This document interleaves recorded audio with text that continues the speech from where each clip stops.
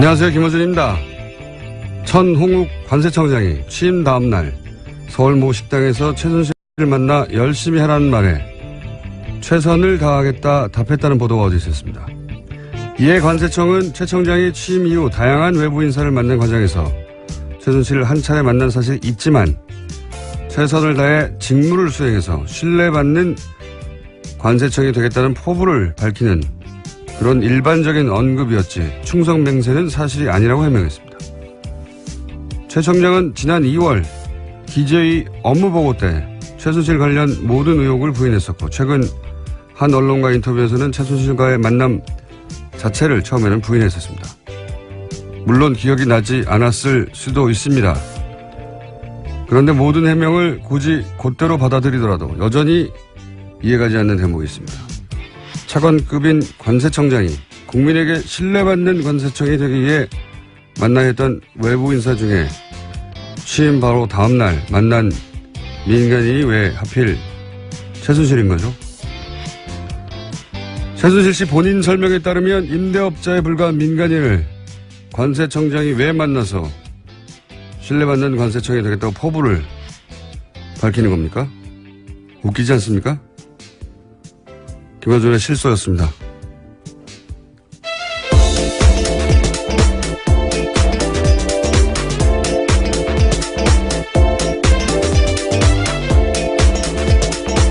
시사인의 김은지입니다. 네. 어제는 큰 사건이 하나 터졌네요. 네, 정말 충격적인 사건입니다. 자, 그런 충격적인 사건을 일단 전해주세요. 네, 어제 국민의당이 대국민 사과했습니다. 대선 때 문재인 대통령 아들인 문준용 씨의 특혜 채용 의혹을 제기한 것에 대해서인데요. 당시 의혹의 근거로 제시했던 녹취와 카카오톡 대화가 조작됐다고 밝혔습니다. 대선 4일 앞둔 지난 5월 5일에 국민의당은 문준용 씨와 미국 뉴욕 파슨스 디자인 스쿨을 함께 다닌 동료의 증언이라면서 녹취를 공개한 바가 있습니다. 그런데 이것이 국민의당 당원 이유미 씨가 남동생과 짜고 목소리 연기를 하면서 가짜 녹취 파일을 만들어서 이준서 전 최고위원에게 건넨 것이라고 합니다. 아하. 자, 그리고 나서 이제 이 사과를 하자마자 뉴스가 또 계속 쏟아졌어요. 그죠? 네, 어제 JTBC 단독 보도가 있었는데요. 이유미 씨는 지시로 한 일이라고 주장하고 있다고 합니다. 국민의당이 증거를 조작했다고 지목한 이유미 씨가 당원들에게 보낸 문자 메시지를 밝힌 건데요. 여기서 자신의 억울함을 주장하고 있습니다. 한 위원장의 지시에 따라서 허위 자료를 만든 일이고 검찰 조사 받게 됐다면서 당이 보호해주지 않는다라는 억울함을 주장하고 있다고 합니다. 그리고 나서 바로 체포가 됐죠, 또. 긴급 체포가.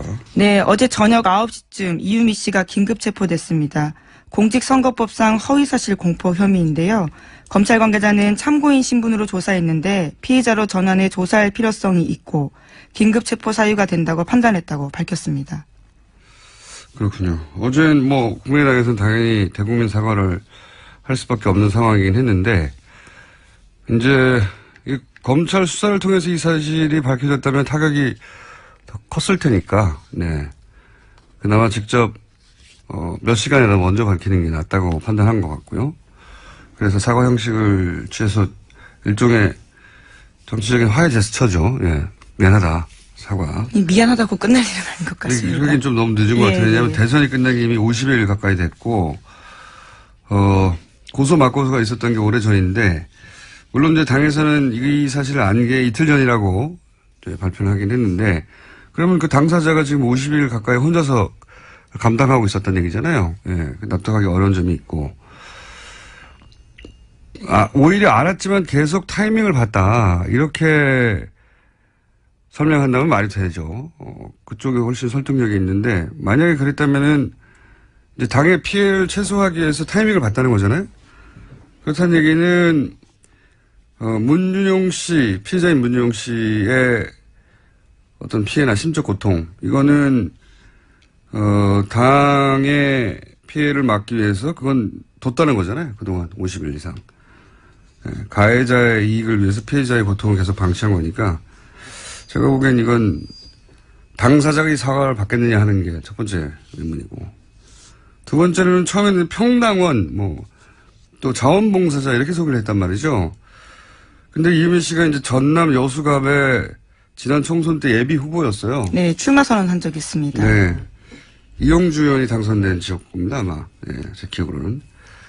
근데 이제 총선에 예비 후보로 출마를 했던 사람을 자봉이라고 했다는 사실 자체가 오히려 제가 보기에는 역풍 맞을 만한 해명인 것 같고, 예. 가능하면 축소하려고 했던 거죠, 의미를. 게다가 안철수 전 의원하고 카이스트 시절에 사제지간이었다고 지금 알려지고 있고. 네, 함께 책을 썼다라는 보도도 있습니다. 그리고, 진신 캠프에서 활동하면서 대표 저자로 책도 냈던 사람이에요. 예. 이렇게 되면 어떤 정치적 도의적 책임이 안철수 전 의원에게까지 미칠 만한 사안인 것 같고요. 가장 제가 보기엔 중요한 건 당에서는 자작이라고 발표를 했는데 본인은 이준서 전 최고위원이 시킨 일이라고 하고 있는 거죠. 사실 이것도 당에서 자작이라고 발표하기에는 본인이 아니라고 주장하는 상황에서 무리수였던 것 같고. 근데 이제 이 대목부터 이제 저는 의문입니다. 이준서 최고위원, 이 영입 1호로 청년 몫의 최고위원이 된 거란 말이죠. 최고위원이라고 하면 보통 우리가 다선 현역 의원 이렇게 생각하는데 이분은 그게 아니에요. 예. 30대에 그냥 청년 몫의 최고위원이 된 것이지 실제로 대선을 여러 차례 겪어본 다선이거나 또는 현역 의원이거나 아니란 말이죠. 근데 이분이 단독으로 그런 위험천만한 조작을 했다. 이거 굉장히 납득하기 어렵다. 네, 오늘 아침 국민일보 보도로 나온 게 있는데요. 국민일보와의 통화에서 나 혼자만의 선택으로 오픈된 건 아니다. 이렇게 밝히고 있습니다. 또 이용주 의원한테 들려드린 적이 있다. 이렇게도 밝힌 바가 있고요. 들려드린 적이 있다. 예, 그렇게 언론과 통화를 했네요. 근데 이제 들려준 것하고 그것을 누군가 지시를 받아서 조작했다는 건 다르니까. 이용주 의원은 듣기만 했을 수도 있죠. 예. 이용주 의원까지. 물론 이 의원은 들은 바 없다라고 부인하고 있습니다.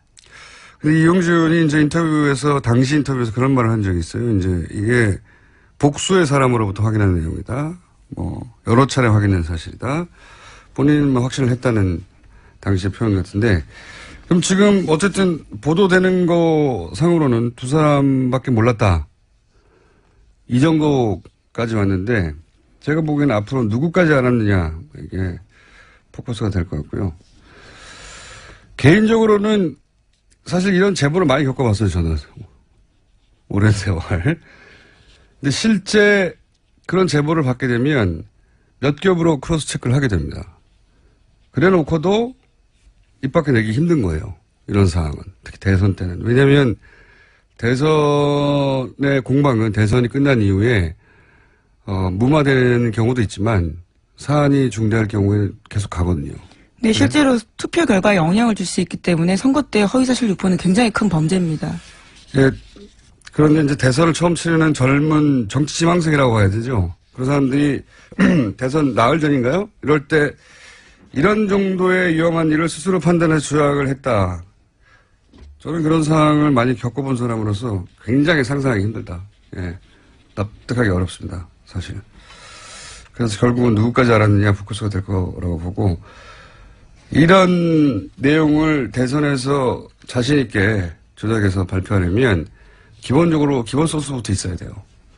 여기서 이제 녹취록이라고 그때 당시에 나왔던 내용들을 보면 최소한 기본 사실들 베이스 하에 거짓말을 한 거거든요. 기본 사실들을 누군가 제공했다. 그리고 그 위에 대본을 짜고 그리고 실행자였던 액션을 했던 사람이지 액션 플랜을 짠 사람은 따로 있었을 것이다. 라고 저는 추정해 봅니다. 이제 앞으로 관련 뉴스가 앞으로 많이 나오겠죠. 이 사건은 국민의당에 아주 크고 긴 상처를 남길 것 같네요. 예. 다음 뉴스는요? 네, 어제 한승희 국세청장 후보자의 인사청문회가 있었습니다. 더불어민주당의 송영길 박영선 의원이 최순실 씨와 이재용 삼성전자 부회장의 해외 은닉재산 문제를 집중적으로 물었습니다. 더불어민주당 송영길 의원은 최순실 씨가 박정희 전 대통령의 비자금을 관리했다라는 관련 단서를 확보했냐라고 물었고요. 한 후보자는 직접 스위스를 간 적도 있냐라고 물었습니다. 이에 대해서 한 후보자는 즉각 답변하지 않고 침묵을 지켰는데요. 또다시 물었습니다. 송 의원이 이재용 부회장의 해외 계좌도 확보해서 자진 신고받았고 그 신고 액수가 5천억이냐라고 묻자 한 후보자는 조사가 진행 중인 사건이지만 특혜는 존재하지 않는다. 이렇게 이야기했습니다. 자, 이거 굉장히 중요한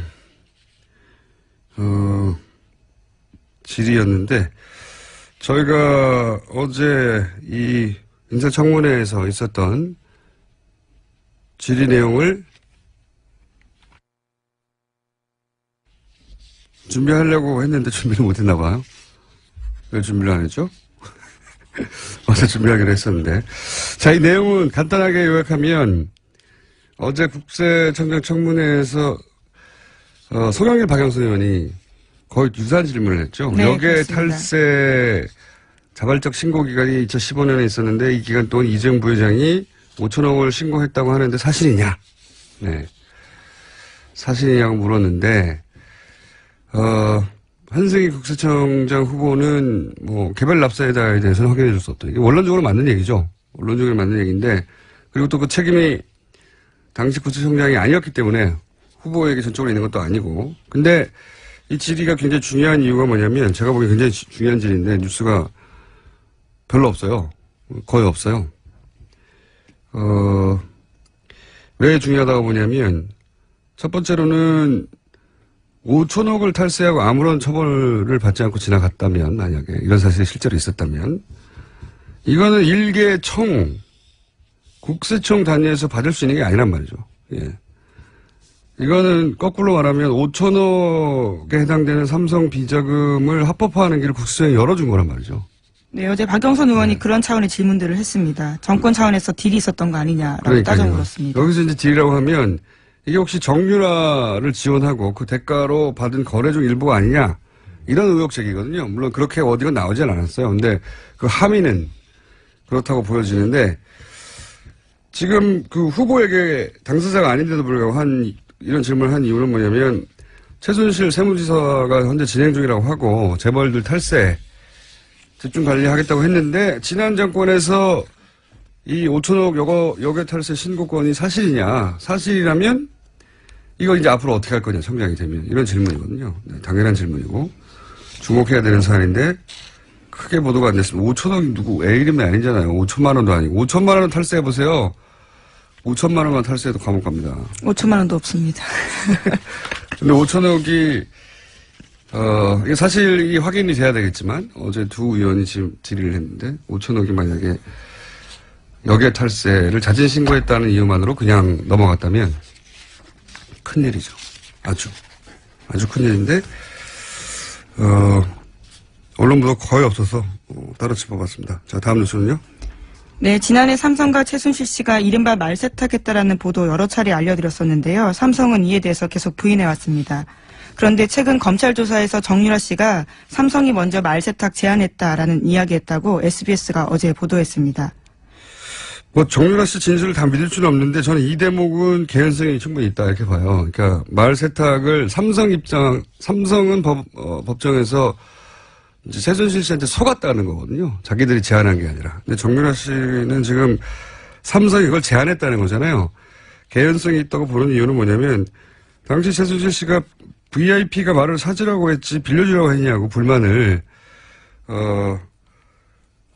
승마협회 박원호 전무한테 했었다.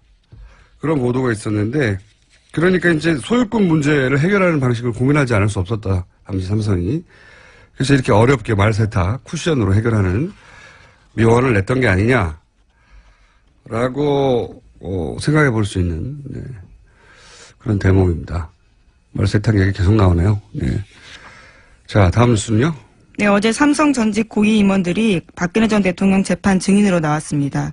그런데 이들 모두 증언을 거부했습니다. 이 말세탁 관련이 뭐니 물어볼 수 있는 대상자들인데 다 거부한 거죠, 다. 네, 형사재판에서 불리하게 작용할 수 있기 때문에 거부 사유 밝혔습니다. 본인들에게 유리하게 작용할 수 있는 것도 말 안 해요. 그러니까 모든 증언을 다 거부한 건 사실 이런 거는 처음입니다. 증인들이 안 나오면 모를까 나와서 전면적으로 모두 다 뭐 재벌의 소속 임원들이 재판에 나와서 증언을 한 적이 많거든요, 과거에. 처음 있는 일입니다. 삼성 직원들은 아무도 말을 안 하는 거죠, 지금. 무슨 말도. 대단합니다, 예. 자, 다음 순요. 정유라 씨가 삼성의 승마 지원금이 다른 선수에게 가지 못하도록 개입했다라는 채널A 보도도 있었습니다. 박원호 전 승마협회 전무는 최근 검찰에 출석해서 한 이야기인데요. 승마 관련 전문 지식이 없는 최순실 씨를 대신해서 정유라 씨가 선수 선발 전반에 관여한 것으로 안다라고 진술했다고 합니다. 이 얘기는 그런 얘기죠. 원래 이제 승마협회를 통해서, 그림으로는 정유라 씨 혼자를 지원한다고 할 수 없으니까 삼성이. 그림으로는 6명을 뽑아서 지원하는 것으로, 그림을 그렸어요. 예. 그래놓고 이제 마사회에서도 국가대표, 감독급을 데려갔죠. 근데 6명을 결국 안 뽑았어요. 네, 애초부터 정유라 씨 한 명을 위한 네, 지원이었다라는 게 보이는 거죠. 근데 아마도 저는 삼성에서는 몇 명이 가기를 원했을 것 같아요. 그래야지 이 컴플리츠가 되잖아요. 네, 위장이 되는데 그럴 생각이 없었기 때문에 모조리 다 거절했죠. 그러면 삼성이 거꾸로 정말 그 올림픽 2020년 올림픽에서 승마 금메달을 따기 위한 프로젝트였다면 삼성이 돈을 주는 갑이잖아요. 돈을 주는 사람이 갑이니까 보통은 거절해도 무조건 선수를 보내거나 압박해야 되는데 거꾸로 이쪽에서 거절하면 안 보내는 것으로 최순실 씨가 원하는 대로 다 진행이 됐죠. 갑을이 사실은 최순실 씨 쪽이 갑이었다는 거죠. 예. 그 얘기는 여러 차례 나왔는데. 예.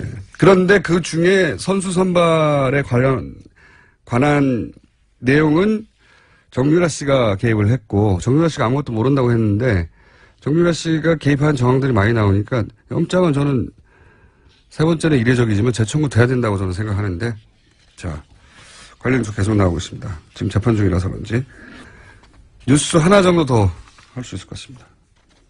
네, 지난달 25일 청와대 경호실이 이영선 전 경호관 파면했습니다.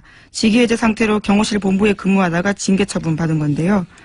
명예를 실추했다라는 것이 징계 사유입니다. 당연한 뉴스로 하나 더 합시다. 너무 짧아서 코멘트할 게 없어요. 네, 그리고 미국 트럼프 행정부가 빅터 차 CSIS 한국 석자 겸 조지타운드 교수를 차기 주한 미국 대사에 내정했다고 알려졌습니다. 또 나왔네요. CSIS. 제가 지난주 내내 외교안보 분야의 탑 싱크탱크인데 여기 부서장 확연한 친일본적인 인사고 친일본적인 발언도 많이 해왔고 그리고 이제 이 CSIS의 일본 재단 사학화 재단의 자금도 많이 들어갔고 지원도 그래서 친일본적인 성향을 띈다. 거기에 소속되어 있는 한국계죠. 예. 이분은 나름 유명한 분입니다. 네오콘으로. 네, 부시 행정부에서도 일을 했었습니다. 네, 대북 강경책으로 유명한 분이죠. 거의. 일본의 대북 정책과 거의 맥을 같이 하는 주장을 오랫동안 해왔던 분입니다. 네. 지금 우리 상황에서는 한국계이긴 하지만 전혀 반갑지 않은. 네. 오늘 여기까지 하겠습니다. 지금까지 시사인의 김은지였습니다. 감사합니다. 나라 걱정 이혜원 의원이 바른정당 당대표로 선출됐습니다. 잠시 연결해 보겠습니다. 안녕하세요, 의원님. 네, 안녕하세요. 이제 대표님이라고 불러야 되겠군요. 네. 네. 박근혜 전 대통령에게 핍박받던 불쌍한 정치인으로 이 뉴스공장에 처음 나오신 게 얼마 안 된 것 같은데, 네. 정말 그러네요. 예. 네, 이제 원내 정당의 당대표가 되셨습니다. 저희 뉴스공장 스태프들도 다 같이 축하드립니다. 아유, 감사합니다. 이거 네. 어깨가 무거워서 이게 축하 꼭 받을 만한 일도 아닌 것 같습니다. 내려오실 때 내려오더라도 일단. 네, 열심히 하겠습니다. 저도 개인적으로 이 정치 초년병 시절부터 제가 배워왔는데 당대표가 되신 날이 왔네요. 네. 네, 제가 초선일 때 뵀으니까. 오래됐습니다. 10월이. 예, 네. 그 사이에 많은 일도 있었고. 네. 근데 제가 바른정당 창당되고 나서 네. 의원님이 이제 당대표 나가시면 당대표 되실 거라고 나가시라고 당대표 되실 거라고 그랬던 기억나십니까? 네, 그럼요. 많이 말씀하셨죠. 네. 근데 그때는 안 된다고 거절하셨다가 거절이라기보다는 그럴 생각 없다고 하셨다가 왜 이번에는 꼭 당대표가 돼야 되겠다고 나가셨습니까? 당이 어려운데 제가 탈당하고 창당하면서 같이 가자. 이 어려운 길이지만 그래도 우리가 정치하면서 꼭 좋은 길만 갈 수는 꽃길만 갈 수는 없지 않냐. 어려운 길인데도 중요하고 의미 있는 길이니까 같이 가자 하고 제가 좀 설득을 해서 모시고 온 분들이 있었습니다. 근데 그분들이 저한테 그 말을 그대로 되돌려주면서 저한테 당신 혼자 살겠다는 거냐 이렇게 막 얘기하실 때 뉴스 공장이나 하면서 네, 제가 혼자 살겠다는 거냐? 네, 그 말씀에 무릎을 꿇었습니다. 진짜 이게 아니구나. 더 이상 할 말이 없구나 했습니다. 네. 물론 제 말을 듣고 당대표 출마하신 건 아니지만 저는 알아봤습니다. 곧 당대표 되실 그 거. 말도 사실은 저한테 생각하는 계기를 줬는데 그 진행자의 그 말이 또 많은 사람이 저한테 전화해서 너만 살겠다는 거냐 하고 압박하는 계기가 됐습니다. 예, 저는 알고 있었어요. 당대표가 되실 거라는 걸. 자, 도와주십시오. 네. 당대표가 되셨으니까 저희 고정 코너는 이제 곧 문을 닫나요? 내일 제가 마지막 방송 하겠습니다. 네. 그럼 내일까지만 하고 그러면 네. 하태경 최고위원을 고정을 해야 되겠습니다. 네, 그렇게 부탁드릴게요. 박빙으로 사실 승부가 박빙이었어요, 그죠? 네. 생각보다 박빙이었고 어쨌든 그럼에도 불구하고 호남을 제외하고는 경선 기간 내내 1위를 하셨는데 네. 본인이 분석하는 승리의 비결은 뭡니까? 많은 분들이 이해운 하면 눈치 보지 않고 유불리 따지지 않고 그래도 자기가 생각하는 바를 늘 말해왔다 이렇게 인식은 해주신 것 같아요. 그리고 또 이 성격을 보시고 당이 어려운데 뭐 1000길 낭떠러지라도 10길 불속이라도 그런 거 안 따지고 뛰어드는 사람은 이해운 아닌가 이렇게들 좀 인정해 주신 것 같습니다. 이게 제 자화자찬입니다. 네. 저희는 저희끼리 자화자찬하겠습니다. 이게 다 뉴스공장 덕분이라고. 네. 유승민 의원은 뭐라고 하시던가요? 당선 후에? 사실 어제 오후 늦게 선출이 됐고요. 그리고 이거 거짓말 안 못해서 지금까지 인터뷰가 한 30개쯤 이렇게 진행이 되다 보니까 사실 뭐 도저히 누구한테 연락을 한다 이게 불가능이었습니다. 그리고 전화통이 거의 불이 나서 한 1000몇백 개가 오니까 제가 누구한테 전화를 거는 일이 불가능이었습니다. 사실상. 네, 그랬을 것 같네요.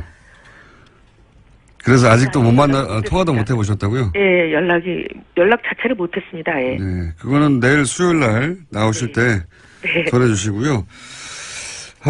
기왕 연결한 김에 인사만 하고 끊으려고 하다가 몇 가지 그래도 여쭤봐야 될 것 같습니다.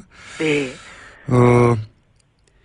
어제는 홍준표 전 경남지사 이야기가 화제였어요. 정병국 전 대표가 자서전을 냈는데 그 내용 중에 바른정당의 입당 가능성을 타진을 당시 했었다. 이런 내용이 담겨가지고 논란이 되는데 혹시 아시는 건 좀 있으십니까? 사실 뭐 정병국 대표한테 직접 들은 얘기나 홍 전 지사에게 직접 들은 얘기는 없습니다. 근데 당시 그런 소문이 좀 돌았던 건 맞고요. 소문 정도 돌았다. 예, 근데 뭐 소문이 돌 때 제가 뭐 이걸 일일이 확인하거나 사실관계 뭐 파악을 하거나 그러지는 않았고요. 소문이 돌았다 정도? 네, 근데 이제 이 책을 인용한 기사를 보면서 무슨 생각이 들었냐면 이 두 분 다 제가 한 직장에서 10수년 같이 지내온 굉장히 잘 아는 분들 아니겠습니까? 네. 한 공장에서 한속 그렇게 오래 먹으면 사람에 대해서 정확하게 좀 알 수 있습니다. 네. 근데 이제 두 분의 그동안의 인품, 행보 이런 걸 보면 저는 정병국 의원이 사실이 아닌 말하는 걸 아직까지 보질 못했거든요. 그리고 정병국 의원이 사석에서 그런 말을 잘 하지 않고 굉장히 진지한 타입이에요. 진지하시죠. 밀다 진지해요, 완전히. 근데 그런 분이 책에다가까지 쓰신 말을 거짓말을 했을까? 저는 그렇게는 생각하지 않습니다. 하는 정도의 추정하신다. 네, 제 생각이 그런 거죠. 제 알겠습니다. 판단입니다. 이야기는 뭐 아무래도 홍준표 전 지사하고도 연결해서 한번 들어보셔야죠. 네, 들어봐야 될 것 같긴 합니다만 지금은 전면 부인하고 있고 또 한 가지 이제 현안 중에 급히 터진 거라 말씀 여쭤볼게.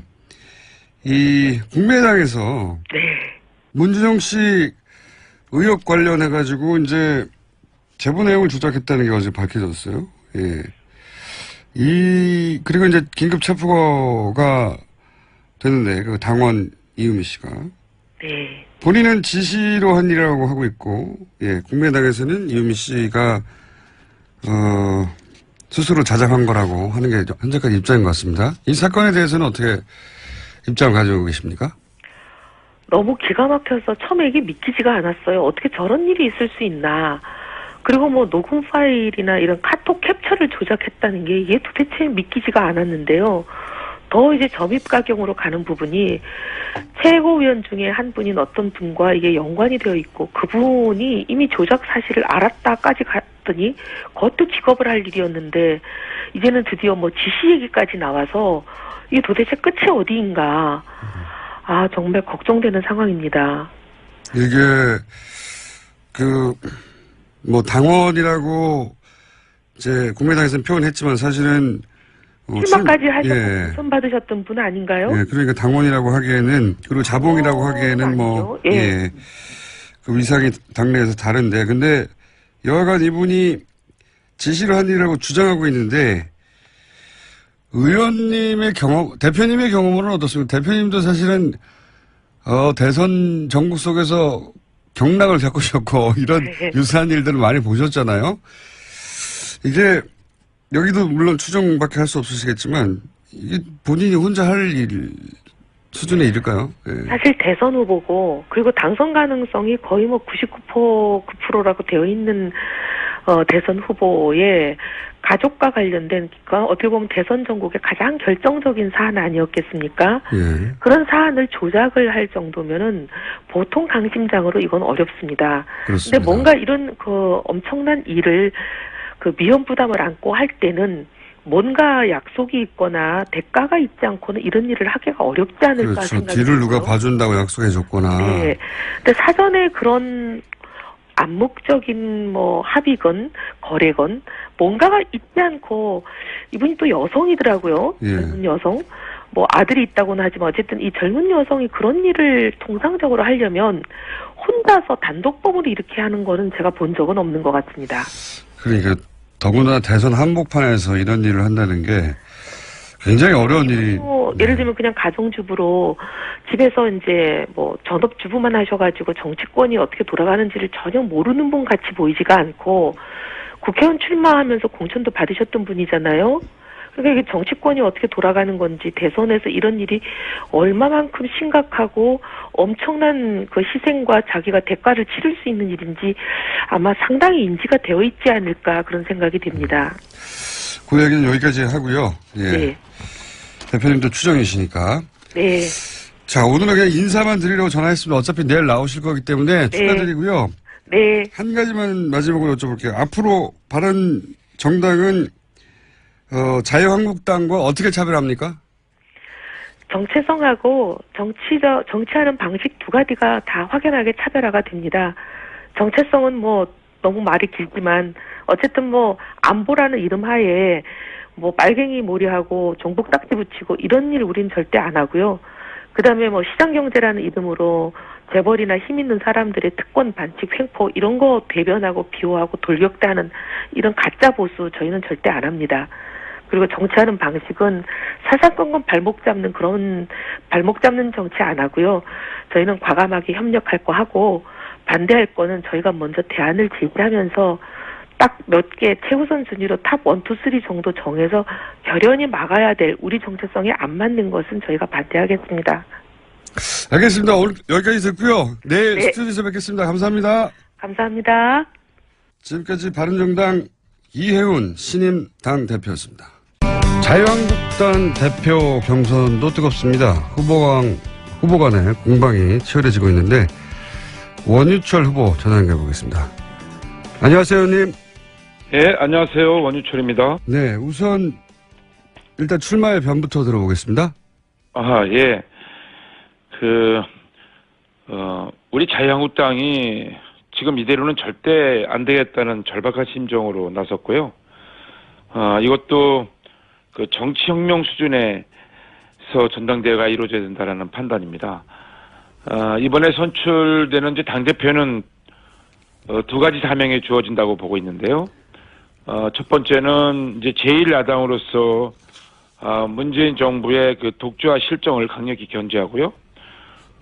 두 번째는 내년에 있을 지방선거에서 승리를 반드시 이끌어내야 되는 그런 사명이 주어진다고 보고 있습니다. 저희 자유한국당이 지난 대선에서 사실 대한민국 인구의 절반이 사는 수도권에서 3위를 했고요. 이 3위를 한 이후에는 그 20, 30대의 젊은 청년층 또 여성들이 우리 자유한국당을 외면했다고 보여지고 있습니다. 판단하고 있습니다. 그래서 보다 젊고 강한 당대표가 돼서 다시 승리하는 자유한국당을 만들겠다는 그런 각오로 나서게 됐다는 말씀을 드립니다. 네, 그 말씀은 잘 들었고요. 근데 이제 최근도 아니죠. 어제부터 홍준표 후보와 대립각을 굉장히 세우고 계신데 이런 이야기가 이제 크게 논란이 됐습니다. 홍준표 후보가 바른정당을 창당할 무렵에 바른정당의 합류를 타진했다. 라고 하는 이야기가 있고 이걸 언급하셨어요. 그러자 홍준표 후보는 거짓말이라면서 공개 사과하지 않으면 법적 책임을 묻겠다. 이렇게 이제 두 분이 전면전을 앞두고 있는 것처럼 보이는데 우선 홍준표 후보가 바른정당에 합류를 타진했다는 건 어떤 근거에서 하시는 말씀이십니까? 제가 이 문제를 어저께 제기한 것은요. 그 작년에 대통령 선거를 앞두고요. 네. 우리 새누리당을 탈당해서 바른정당을 가려고 했던 당시의 의원들에게 예. 제가 굉장히 만류를 했습니다. 네. 당시 김무성 당대표나 유승민 원내대표에게 찾아뵙기도 하고 전화도 드려서 새누리당의 균열은 보수의 균열이고 이 대통령 선거를 앞두고 당이 쪼개진다는 건 말이 안 되지 않느냐. 제발 우리가 같이 힘을 모아서 새롭게 출발하자고 설득도 하고 호소도 했습니다. 그때 제가 이제 당에서 비상 중진 6인 협의체라는 걸 구성해서 그 6인 중진 모임들이 의원총회에서 의원들께서 추인해 주셔서 활동을 했습니다. 그때 6인 중진 협의체라는 건 뭐냐면 당내에서 또 비대위원장을 선출하게 되면 또 친박이니 비박이니 또 싸우게 될 거 아니겠습니까? 그래서 국민의 마음에 드시는 분을 국민의 눈높이에 맞춰서 외부에서 비대위원장을 우리가 모셔오자. 그 역할을 하는 것이 이제 비상중진 6인 협의체였습니다. 그 당시에 저하고 지금 원내대표하고 계신 이제 정우태 원내대표, 홍문종 의원, 나경원 의원, 김재경 의원, 주호영 이렇게 6명이 했죠. 그렇게 저는 그 당시에 우리 새누리당의 균열과 또 보수의 분열을 막기 위해서 나름대로 노력을 했는데 어저께 제가 충격적인 소식을 들은 겁니다. 그건 뭐냐면 이제 정병국 그 바른정당 전 대표께서 나는 반성한다라는 이 책을 출판하셨는데 거기에 이제 홍준표 전 경남지사가 그 바른정당 신당 그 창당 당시에 측근을 통해서 합류 의사를 밝혔었다라는 그 내용이 있다는 거예요. 그래서 이건 도저히 있을 수 없는 얘기 아니야. 저는 괜히 서운했죠. 특히 저는 이제 홍준표 후보께서 2심에서 무죄를 받았을 때 제가 직접 페이스북에 글을 올리고 축하를 한다. 무죄 확정을 축하한다. 우리 그 새누리당에 즉각 입당을 하셔라라는 권고의 말씀까지 드린 사람 입장에서는 이 소식이 굉장히 저한테는 청천벽력 같고 사실 굉장히 서운했던 거죠. 그래서 현장에서 확인한 겁니다. 이런 사실이 있었냐. 사실이 있었다면 정말 유감이다. 했던 게 그 저의 어저께 정견 발표장에서 있었던 일입니다. 그러니까 그 자서전에 나왔던 내용을 혹시 정병국 전 대표에게 직접 확인하시거나 혹은 그 즈음에 다른 분 제3자로부터 이야기를 듣거나 하시지는 않은 거군요. 저 언론 기사를 보고 깜짝 놀란 거죠. 언론에 보도가 된 것을 보고 이러한 사실이 있는데 이게 사실이 아니길 바라겠다. 그렇지만 사실이라면 정말 이거 서운한 일이다. 심각한 문제다라고 문제 제기를 했던 거죠. 네. 그렇군요. 추가 확인이 됐던 건 아니고, 예. 알겠습니다. 요 사안은. 책에 다 나와 있습니다. 다시 쓰는 개혁보수라는 우리 정병국 전 대표께서 쓴 책에 다 나와 있습니다. 알겠습니다. 그 사연은 정명국 전 대표나 아니면 홍준표 후보 당사자에게 제가 여쭤보기로 하고.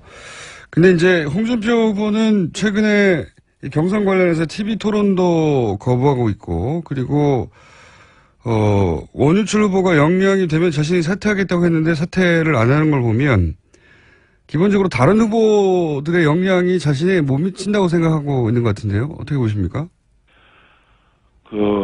자유한국당의 당대표 후보로 나온 이유가 도대체 뭔지 모르겠습니다. 당대표로 나오셨으면, 당대표가 되었을 때 자유한국당을 어떻게 혁신시키고 어떠한 비전과 또 어떠한 그 청사진으로 당원과 국민들에게 새로운 희망을 줄 것인가를 당원과 국민들에게 알려야 되지 않겠습니까? 이 전당대회를 조용히 치르시자고 하는데요. 전당대회를 조용히 치를 바에는 하지 않는 게 좋죠. 전당대회를 왜 치릅니까? 아예 안 하는 게 낫죠. 전당대회라는 것은 이제 컨벤션 효과를 내야 되지 않겠습니까? 그리고 유권자인 우리 자유한국당의 당대표는 유권자가 국민과 당원입니다. 국민 여론조사 30%, 당원 70% 이렇게 합산해서 당대표를 선출하게 돼 있는데요. 유권자인 국민과 당원들에게 왜 당대표에 나왔는지, 당대표가 되면 무엇을 할 것인지를 TV 토론을 통해서 알려드리고 나서 심판을 받는 게 후보로서의 마땅한 기본적인 책무가 아니겠습니까? 그것을 외면한다는 것은 제가 볼 때는 홍준표 후보께서 지난 대선 동안 쌓은 대통령 후보로서 한 달 동안 많은 언론의 관심, 국민의 관심 속에서 선거를 치르지 않으셨습니까? 그런 그 인지도를 가지고 적당히 전당대회에 무임승차를 하시려는 것이 아닌가 이런 생각이 들었습니다. 그래서 이건 공정치 못하다. 기회는 균등해야지 결과에 대해서 우리가 모두 승복을 할 수 있는데 홍준표 후보께서 TV 토론을 회피하시고 외면하시는 거는 이건 당대표로서 자격이 문제가 있다. 만약에 계속 당대표 후보자로서 TV 토론을 거부하신다면 홍준표 후보가 사퇴하든지 내가 사퇴하든지 아주 사생의 결단을 내겠다라고 제가 강력히 TV 토론을 응하시도록 촉구했죠. 그래서 응하시겠다고 하셨어요. 제가 알기로는 응하실 거라고 보고 있고요. 지금 국민들과 당원들께서 지금 자유한국당의 당대표로 후보로 나온 우리 3명들에게 TV 토론을 보시고 어떤 후보가 무슨 생각을 갖고 나오신지 판단하시고 결정하셔야 되지 않겠습니까? 만약에 홍준표 후보가 끝까지 TV 토론을 안 하시면은 어떻게 합니까? 저는 홍준표 후보께서 당을 살린다고 당대표에 나오셨기 때문에 당연히 TV 토론에 나오셔서 어떻게 당을 살릴 것인지 말씀을 하셔야 된다고 보고 있습니다. 만약에 이것을 거부한다면 당대표로서 자격이 없는 거죠. 예. 자격이 없다고 주장을 할 수 있지만 그렇다고 후보를 강제로 사퇴시킬 수 있는 규정은 없지 않습니까? 이건 이제 국민과 당원들께서 판단하실 문제라고 생각합니다. 네. 홍준표 후보가 당대표가 되면 안 되는 이유가 있나요? 지금 대선에서 2위를 한 후보이기도 하고 지명도 면에서는 어쨌든 다른 후보들보다 앞서는 건 사실이거든요. 홍준표 후보가 당대표가 되면 안 된다. 어떤 이유가 있습니까? 홍준표 후보라고 당대표가 되지 말라는 법은 없죠. 홍준표 후보께서 지난 대통령 선거 때 얻으신 득표가 이제 24%입니다. 분투하셔서 24% 얻었지만, 대한민국 인구의 절반이 사는 수도권에서는, 문재인 안철수 후보에 의해서 3등을 하셨고요. 그리고, 역대 가장 큰 표차로 우리 제1야당의, 집권당의 후보로 당시에, 사실은 2위로 되셨죠. 저는 이것은 홍준표 후보의 나름 성과이자 한계라고 생각합니다. 24%의 한계를 이제 극복하는 일이 저희 자유한국당에 주어진 일이고요. 이 원유철 후보가 이 남은 이 76%의 새로운 가능성을 그 자유한국당에 가져오려고 나섰습니다. 예. 홍준표 후보가 당대표가 되지 말란 법은 없긴 하지만 원유철 의원님이 더 나은 이유가 있어서 나오신 거 아니겠습니까? 지금, 네. 본인만의 경쟁력은 그럼 어디에 있나요? 네. 홍준표 후보께서, 지난 대선 때 얻으신 그 표를 분석해 보면요, 이 20대, 30대, 40대 젊은 층이 완전히 외면을 했고요. 여성들이 등을 돌렸습니다. 그렇기 때문에 특히 수도권에서는 일자리와 교육 때문에 이 젊은 층, 청년층, 여성들이 많이 살고 계신데요. 이분들이 등을 돌렸기 때문에 20대에서 30대까지는 뭐 10% 내외의 득표를 하시지 않았습니까? 그래서 이 젊은 층들의 마음을 다시 잡고 여성들의 마음을 잡기 위해서 보다 젊은 당대표가 되는 것이 그분들에게 한 발 더 다가서는 길이다. 저는 50대의 젊은 당대표가 돼서 우리 젊은 층과 여성들에게 그분들이 원하는 정책이 뭔지, 또 그분들이 원하는 우리 자유한국당의 새로운 모습이 뭔지 잘 살펴서 그분들에게 새로운 희망을 만들어 드릴 자신이 있습니다. 그렇게 하고 있고요. 그런 차원에서 제가 벌써 이 생활정치혁명 법안이라고 지금 릴레이 법안을 내고 있는데, 먼저 1호 법안 낸 것이 이제 할마할바법이라는 법안을 냈습니다. 손자 손녀를 돌보는 할아버지와 할머니들에게 가족 양육 수당을 지급하는 내용의 법안인데요. 이거는 이제 젊은 층들의 그 양육 부담을 줄여드리고 노인층의 빈곤 문제를 동시에 해결해서요, 행복한 가정 공동체를 만들어 가겠다. 요즘에 자기 이제 친할머니 할아버지한테 손자들이 그 돌봄을 당하는 것이 젊은 부부 입장에서는 마음도 편하고 또 경제적인 혜택도 들어가기 때문에 건강한 공동체가 가족 공동체가 되지 않겠습니까? 그래서 이제 그 법안을 제가 생활정치혁명이라는 이름으로 1호 법안을 냈고요. 또 2호 법안은 82년 김지영이라는 소설, 우리가 지금 여성들의 경력 단절 문제라든가 여성들의 여러 가지 현실에서 겪고 있는 문제를 잘 써낸 소설입니다. 저도 다 읽어봤는데요. 그래서 생활정치혁명 2호 법안으로 김지영법, 소위 김지영법을 발의했습니다. 할마할바법에 이어서요. 그래서 근로소득으로 살아가고 있는 그 젊은 세대 부부들에게요, 그 아이 돌봄 비용에 대해서 소득공제 혜택을 부활시켜주는 법안입니다.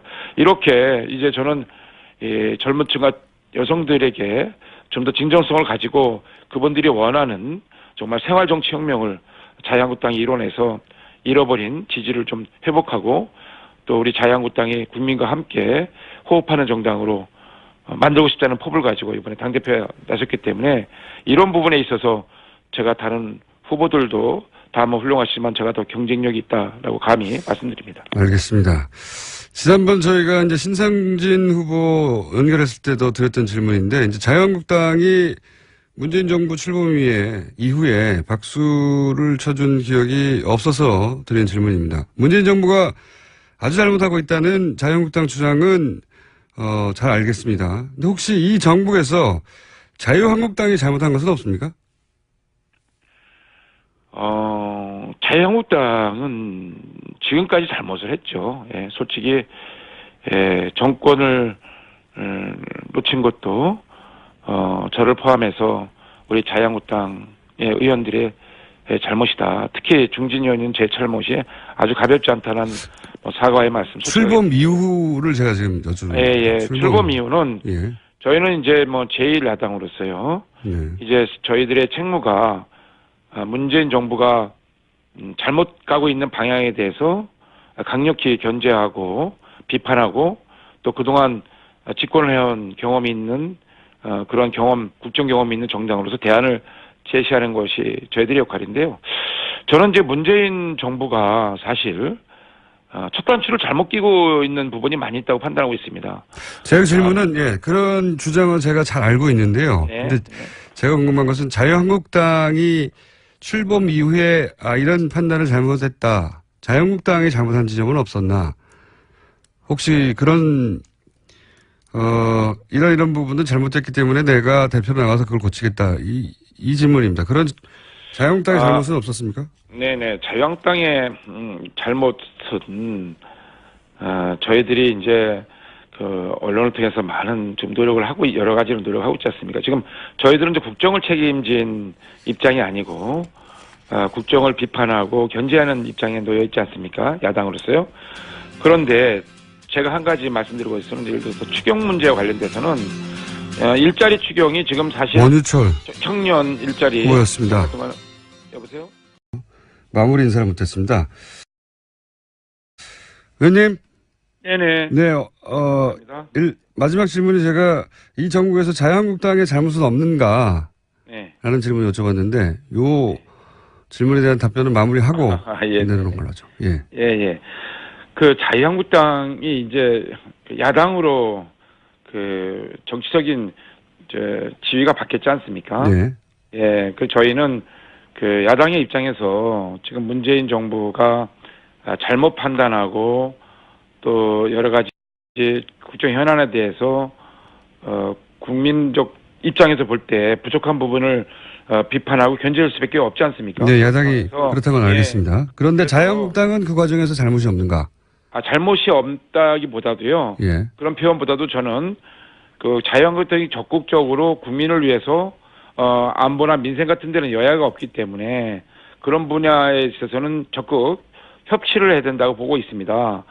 그런데 문재인 정부가 협치를 진정으로 원한다면 협치가 협박으로 보여서는 안 된다고 생각하는 거죠. 무슨 말씀이시냐면 이 안보 문제와 관련돼서는 이 사드와 관련돼서는 우리는 입장을 달리하고 있지 않습니까? 지금 이 사드 배치의 보류라든가 또 문정인 특보의 그 발언이라든가 이런 것에 대해서 우리 국민들이 이 안보 불안감을 오히려 증폭시키고 있기 때문에 국민들의 이러한 불안감을 해소시키는데 저희 한국당이 더 적극적으로 이 문제를 제기하고 대안을 내놓고 있는 겁니다. 그렇기 때문에 앞으로도 우리 자유한국당은 문재인 정부가 잘못되고 있는 부분에 대해서는 강력히 견제를 할 것이고요. 또 나아가서는 대안도 분명히 내놔서 진정으로 협치를 통해서 국민들이 원하는 새로운 정치를 우리 자유한국당이 해나갈 것이다. 특히 인사청문회 과정에서 문재인 정부가 높은 지지율만 믿고 그냥 밀어붙이기식 그냥 묻지마 통과, 닥치고 통과식으로 하는 거는 정말 곤란하다. 또 이 사드 배치와 관련돼서도 이것을 그냥 밀어놓고 그러니까 바로바로 문제를 해결하지 않고 뒤로 밀어놓는 식의 결정은 결국은 미국이나 중국 다 두 나라 다 놓칠 수 있는 아주 좋지 못한 결정이다. 첫 단추를 잘못 끼고 있다고 저는 개인적으로 판단하고 있기 때문에 알겠습니다. 이러한 모든 것이 국정 불안의 씨앗을 잉태하고 있고 잘못하면 국정 바탕에 지뢰를 싣고 있는 것이다. 알겠습니다. 이 지뢰를 예. 제거하고 심지 못하도록 하는 역할을 우리가 반드시 할 거다라는 말씀드립니다. 자유한국당의 잘못은 그럼 없는 것으로 정리하고 오늘 여기까지 하고요. 대표님이 되시면 네네. 저희가 스튜디오에 직접 모시겠습니다. 네. 네네. 예. 저희들도 더 잘하도록 노력하겠습니다. 네. 예. 오늘 말씀 감사합니다. 네. 자유한국당 원유철 후보였습니다. 자, 노르가즘입니다. 노르가즘. 최근에 나온 제목 중에는 이게 최고인 것 같습니다. 노모 씨도 있었어요. 노모 씨. 자비는 없다. 어울리는 제목이고. 예. 노인과 바다를 거쳐 최근에 노르가즘이 왜냐면 이 코너는 시작만 하면 제목이 오거든요. 예. 묻지도 않았는데. 노회찬 정의당 원내대표 나오셨습니다. 안녕하십니까. 네, 안녕하세요. 사건이 팡팡 터지고 있습니다. 최근에 논평하실 만한 사건이. 예. 큰 사건, 어제 터졌죠. 국민의당. 예. 어떻게 보십니까, 이 사안? 글쎄요, 이게 깜짝 놀랄 만한 사건이죠. 이런 이걸 만일 당시에 판세가 박빙이었다면은 이거 하나로 선거 결과가 바뀔 수도 있는. 그렇죠. 역사가 바뀔 수도 있고 국가의 운명이 달라질 수도 있는 이 엄청난 일을, 누가 했다라는 것 자체가 믿기 힘든 지금 상황이에요. 그리고 이날이 안철수 후보가 뚜벅이 유세를 시작한 바로 다음 그렇죠. 날인 5월 5일이었다고 이제 예. 발표가 됐는데요. 그리고 이상한 점이 한두 가지가 아니에요. 이상한 점이. 세 가지만 말씀해 주세요, 그러면. 한 가지만 말씀드리죠. 예. 이게 국민의당 발표를 믿고 싶은데 그게 사실이라면은 예. 어제 비상대책위원장이 이걸 국민에게 대사과 성명 발표하듯이 얘기하는 게 네. 아니거든요. 국민의당 발표가 사실이라면 예. 그 이유미 씨가 나와가지고 예. 제가 당을 속였습니다. 국민도 속였습니다. 당에도 해를 끼쳤고 국민에게도 해를 끼쳤고 내가 잘못했습니다. 예. 이렇게 얘기해야 정상이거든요. 근데 예.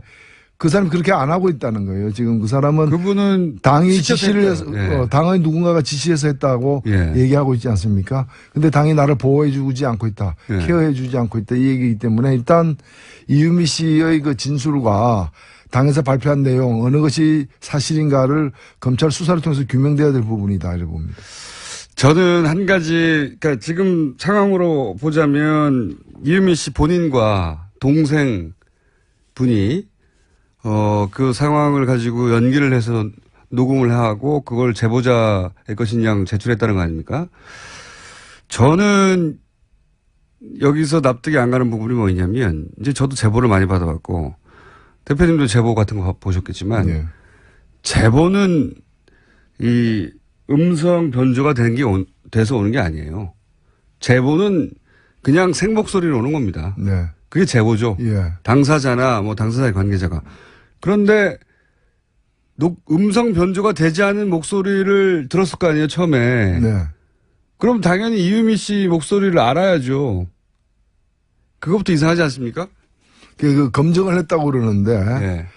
그 검증한 사람들이 누구인지 어떻게 검증했는지도 다 그 국민의당이 스스로 밝혀야 될 것 같아요. 제보가 처음부터 음성 변조가 되어 왔다면 믿을 수가 없는 거거든요. 예. 이게 누구의 목소리인지도 모르고 처음부터 음성 변조됐는데 어떻게 믿겠냐고 하는 게 정상적인 반응인데 그리고 통상 제보라는 건 당사자나 당사자 가까운 사람이 주는 거라서 그냥 생목소리로 와요. 그걸 나중에 당이 보고 이게 근거가 있다, 그 믿을만하다 싶으면 나중에 신변 보호를 위해서 음성 변조를 하거나 방송에 제공할 때 하는 거지 제보자가 스스로 음성 변조를 한 다음에 보내주지는 않아요. 그럼 제보 신뢰성이 떨어지기 때문에. 그러니까. 예, 그렇게 한가한 제보자도 없죠. 제보라는 건 굉장히 제보 당사자도 떨리면서 하는 거거든요. 예. 근데 그러면 당연히 그 제보를 들고 온 그 당사자의 목소리가 거기 들어있으니 처음 들었던 국민의당 관계자는 그걸 알았어야 되는 거죠. 당연히. 저는 그 대목이 납득이 잘 안 갑니다. 이게 그 사안의 어떤 이제 폭발성에 비춰보자면은 대선 나흘 전에 이런 제보가 있었다면은 그리고 또 그것을 신뢰했다면은 예.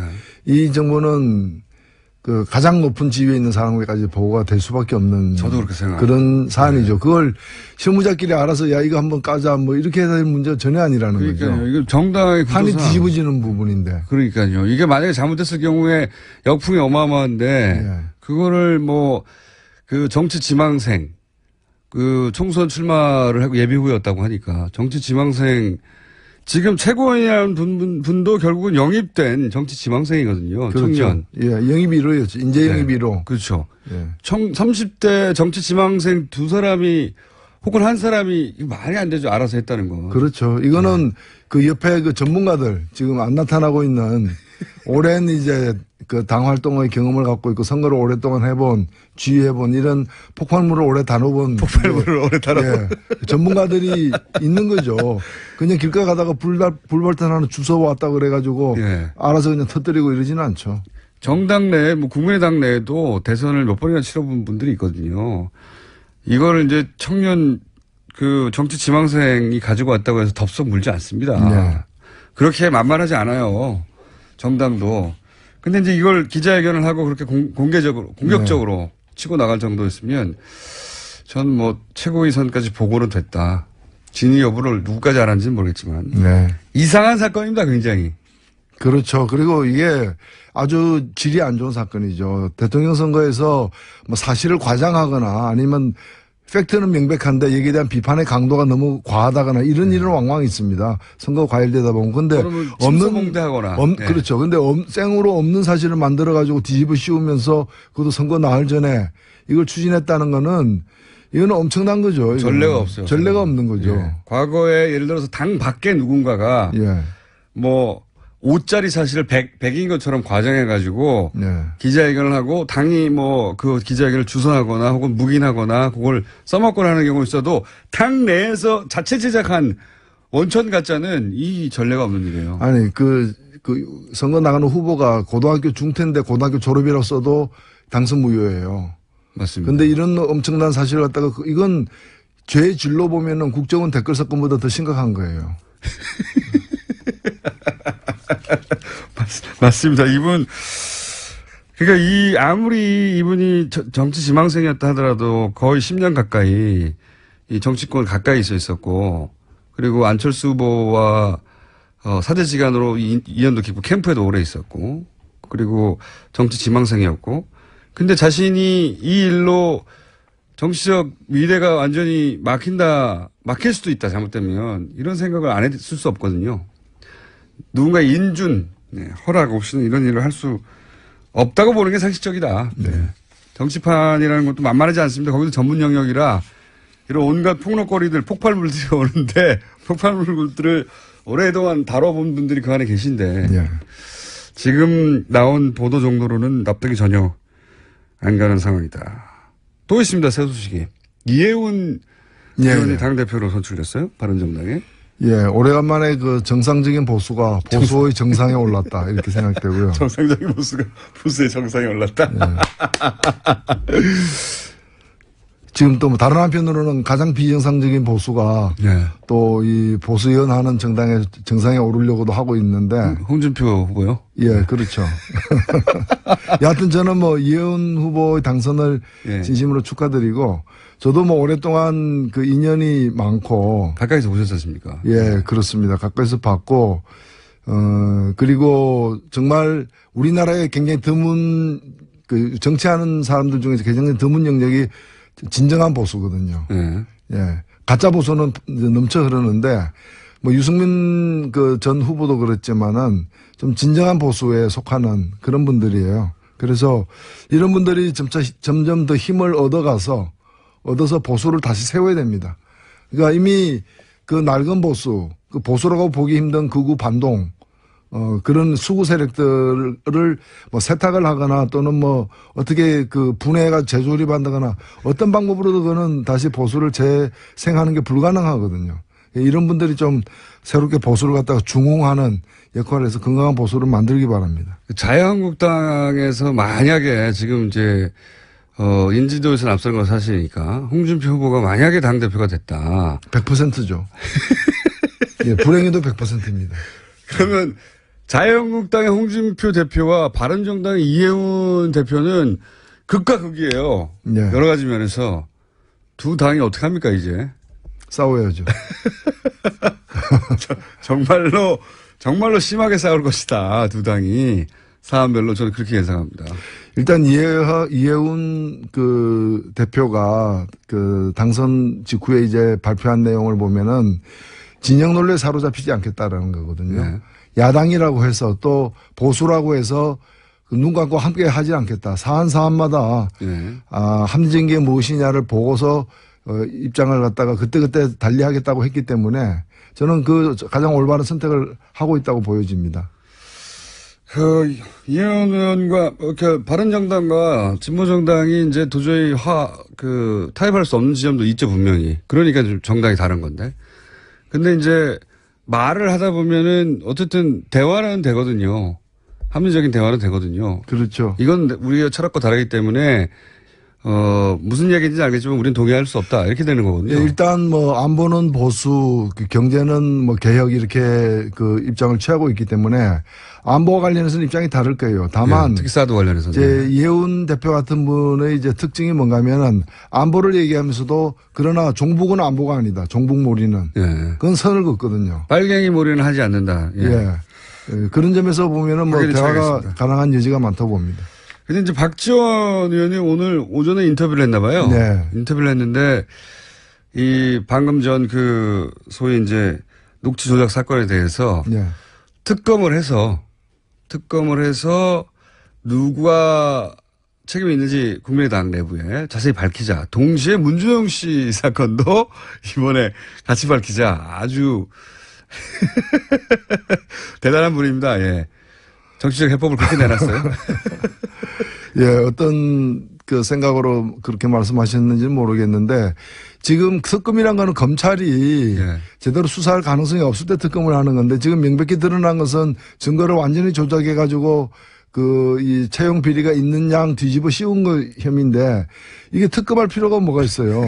내버려둬도 수사를 할 것 같은데. 예. 오히려 예. 지금 더 필요한 건 뭔가 하면 국민의당이 스스로 조사를 해서 당이지 않습니까? 공당이라면은 스스로 제대로 조사를 해가지고 누가 더 연루됐는지 그리고 이 당사자가 지금 이유미 씨가 얘기하는 부분이 당의 요구에 따라서 했다라는 게 사실인지 아닌지에 대해서 그다음에 누가 이걸 갖다가 신빙성을 검토했는지 어디까지 보고되었는지 안철수 후보는 알았는지 몰랐는지 이 모든 것을 스스로 조사해서 국민들에게 밝힐 필요가 있는 것이지 웬 특검입니까? 보통은 거꾸로죠. 검찰 수사를 한다고 하면 우리가 당이 알아서 하겠다고 하는 것. 보통 이렇게 나오는데 자체 조사를 해서 밝히고 미진한 부분을 검찰 수사에 의뢰하겠다. 그 특검하자는 얘기는 저쪽도 여전히 의혹이 있다라는 얘기를 지금 하는 거 아니겠습니까? 저는 이거야말로 대선 불복이라고 생각합니다.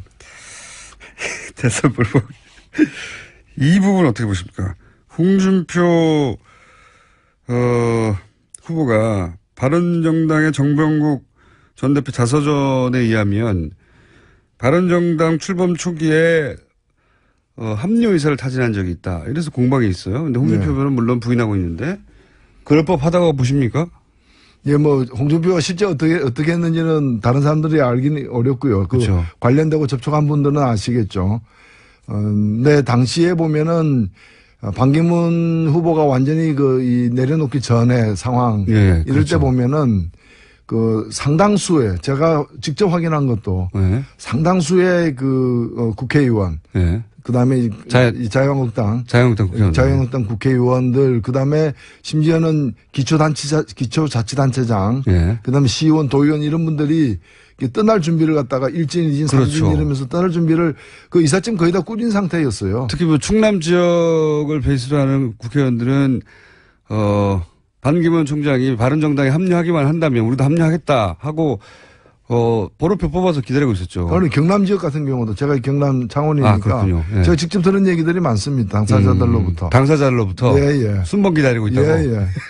그렇기 때문에 홍 지사 같은 경우에도 그런 여러 가지 고려를 타진을 했을 수도 있다. 다만 진짜 했는지 안 했는지는 이제 관계자들이 이제 더 얘기를 해봐야 알겠죠. 정병국 전 대표의 평상시에 이제 품성이라든가 겪어본 바에 의하면 자서전에 이거를 소위 뻥을 칠 분입니까? 글쎄요. 제가 볼 때는 책에다가 그냥 지나가는 말도 아니고 책에다가 기록에 남는 거짓말을 할 분으로 보이지는 않습니다. 저도 통상 주변에서도 그런 얘기를 하는데 물론 이런 수도 있습니다. 같은 말을 서로 달리 해석했다. 요게 나머지 남아있는 한 가지 가능성. 근데 이제 그 책 내용도 측근을 통해서 알아봤다라는 것이기 때문에. 측근을 통해서. 그러니까 홍 지사 입장에서는 그건 측근이 한 일이다. 나는 모른다. 최악의 경우에는 그렇죠. 측근이 한 일이고 나는 모른다. 나는 측근이 아니다. 그런 거겠죠. 나는 측근이 아니다. 아무 다른 말인데 빵 터졌습니다. 그렇죠. 나는 측근이 아니죠. 나는 측근이 아니다. 이거 어떻게 보세요? 어제 한승희 국세청장 후보자 인사청문회에서 그런 얘기가 나왔어요. 송영길 의원, 박영선 의원을 통해서 아직은 국세청이 공식적으로 확인해주지 않고 있는데 역외 탈세 5천억 이거 들어보셨습니까? 지금 그런 보도가 되는 거 봤습니다. 요거 상당히 중요한 사건 아닙니까? 그렇죠. 사실은 무궁무진한 아직까지 이제 제대로 탐사도 못 해본 그런 앞으로 조사, 수사 여러 가지 이런 것들이 필요한 대목이라고 봅니다. 어제 나온 질문의 내용만으로 보자면 질의의 내용만으로 보자면 역외 탈세를 자진 신고하면 문제 삼지 않는다 정도의 일이 있었고 그 과정에서 삼성 쪽에서 5천억 정도를 역외 탈세했던 것을 신고했고 이런 이야기거든요. 그런 사실이 있습니까? 했는데 이제 제대로 답변이 안 되고 넘어갔는데 만약에 그런 사실이 있었다고 치면 그럼 비자금을 합법화해 주는 창구로 국세청을 쓴 거 아닙니까? 이게 국세청 단독으로 해줄 수 있는 사안입니까? 그렇죠. 사실 뭐 비자금 전체를 다 이제 그런 방법으로 세탁하지는 못할 거예요. 왜냐하면 네. 그것도 예. 신고하면은 이제 그 면제 준다고 얘기는 했지만 신고하는 횟수가 너무 커버리면은 그게 또 이제 큰 문제가 되죠. 그 국세청이 스스로 감당하고 넘어갈 문제가 아니게 되는 거죠. 그 정도 액수면은 그래서 이제 의혹 제기의 밑바탕에는 당신은 이제 최순실 정유라 지원 건으로 삼성과 그 청와대 간에 딜이 있었던 거 아니냐. 자, 정유라 이런 식으로 지원해주면 우리가 예를 들어서 합병에 대해서 눈 감아주거나 도와주거나 혹은 뭐 기타 민원 사항이 있으면 해결해주고 이런 딜 속의 일부였던 게 아니냐 하는 게 의혹의 정체인 것 같아요. 뭐 삼성에서 국민연금 합병 문제, 예. 그 국민연금 관련 주식 합병 문제라거나 삼성중공업 문제라거나 아니면 SK에서 그 동생을 꺼내는 문제라거나 예. 여러 가지 또는 이제 면세점 문제라거나 여러 가지 기업들의 그 민원, 정말 치명적인 그런 민원을 갖다가 해결하는 대가로다가 금전적 지원을 갖다가 예. 본질적으로는 뇌물이지만 그걸 가지고 어떤 지원을 갖다가 받았던 그런 정황들이 많이 확인됐지 않았습니까? 예. 그렇기 때문에 이것도 그럴 가능성이 충분히 있는 거죠. 그렇죠. 그러면 연장선상에서 나와야 될 얘기인데 이 삼성 관련 뉴스들은요 보도가 잘 안 돼요. 크게 신기하죠. 예. 예, 뭐 보도되는 그 통로에 이제 그쪽 삼성에서 많이 이렇게 작용을 하고 있다고 봐야죠. 게이트키퍼가 따로 있는 건지 잘 안 됩니다 보면 사실 요런 건들은. 자, 영장 기각 문제는 어떻게 생각하십니까? 정유라 씨가 영장이 두 번째 기각됐지 않습니까? 예, 뭐 지금 세 번째 영장을 청구할 가능성이 있고요. 예. 왜냐면은 그 마을 세탁과 관련해 가지고 예. 이 정유라 씨가 말을 좀 바꿨거든요. 말을 바꿔서 예, 별건 따는 말인데 이렇게 막 터지는. 말을 바꿨죠. 그래서 말 바꾸는 것에 관해서 말을 바꿨죠. 예, 그렇죠. 그래서 결국 이제 그 말이 이제 삼성이 뇌물로 제공한 거다라는 그 특검의 주장에 대해서 그동안에 삼성은 그렇지 않다라고 부인해 왔는데 네. 이것이 이제 그 뇌물로 규정할 수 있는 어떤 정황을 갖다가 정유라 씨가 얘기를 했어요.